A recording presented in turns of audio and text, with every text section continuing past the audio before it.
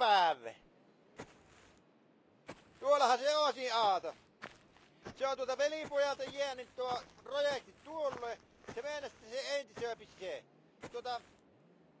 No siinähän sitten kävi niin, että velipoika muutti ihan toiselle paikakunnalle, eikä se vihtännyt ja ruveta siirtelemään perässä aatua.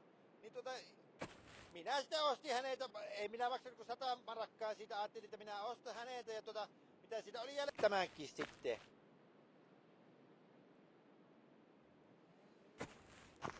Ja ihan niin ois se hinta, ois se, ja kiitos vaan, oli kyllä hyvä ja mukava, kun löytyi ostajat sitten mulle niitä puueita. Joo, kiitoksia.